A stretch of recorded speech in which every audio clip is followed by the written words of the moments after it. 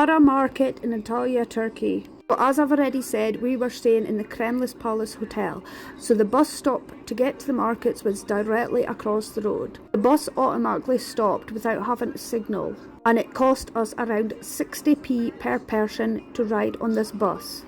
It comes every half an hour or so, people have said, and we didn't have to really wait long, maybe 10 minutes. This hotel, Saturn Palace, was one of my other hotels I've stayed at, and I've already done a review which would be right back in my videos. You couldn't really tell where to get off the bus to go to the markets, but you can see them up some side streets. This is what guided us to the markets. Now, this day was absolutely scorching. We didn't realise how hot it would be today, and it turned out it was 53 degrees, which we have never ever felt this hot ever, I don't think. Then you get off the bus, it directly stops beside the market, so it's easy to find and you'll definitely not miss it. The last time I was at this market was probably 2 years ago when I went to Saturn Palace. And as I said in my previous video, the normal shops beside our hotels are extortionate, so we were hoping to find some bargains within these markets. I'm going to be showing you some of the stalls and some of the prices that were on the items in these markets. What I found inside the markets was that most stall holders showed their price on a wee ticket like that €10 sign, so it was easy enough to see if you were able to buy it or not. Some of the men and women in here do try and get you into their market stall, even if it's things that you definitely wouldn't need, like children's clothes. A lot of these markets as well, as you'll see on the tables, is jumbled up clothes, so you kind of have to rake to see if there's anything nice in there that you would like. This can take up a lot of time in the markets. I remember last time I came, they were all neatly folded and you were able to see quickly if there was anything you fancied buying. You'll also notice that the prices in here are very cheap compared to the ones out in that shopping mall I previously posted. Most t-shirts were around €10 and jumpers were like €25–30 depending the quality and sizes.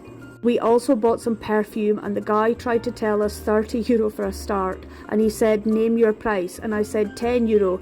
Then he tried €20 and I says no, I'm not paying, so I just ended up paying €10. So you can haggle them down even when the cost says something different.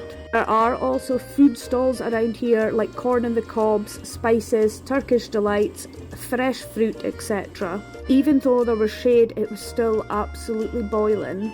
But what did you expect when you came to Turkey on one of the hottest months? See here some clothes for €4, but you still had to jumble through them all. I wouldn't say the market is big, I would say that it sells the same items. Like if you've seen a t-shirt in this stall for €20, you can go 2 stalls down, find the exact same t-shirt and pay €10. I also forgot to mention that the bus from Kremlin Palace took 40 minutes to get to these markets. It also did have air conditioning, which was brilliant. I wouldn't even ask the taxi how much, because the last time we went only a 10-minute journey and he charged us €50. Well, that was a return, so 25 each way. The bus is definitely convenient and cheap. The prices are low in here, but some of them aren't quite as low as I would have liked them. So we actually got a bus halfway back to our hotel and got off near another shopping mall, which I'll post a video on, and we loved it there because there were so cheap items. I don't know about anybody else, but it feels really awkward when a guy comes up to you and says, come on, come look, come in, and you're like, no. It's very a weird situation, just because some of them are really, really pushy.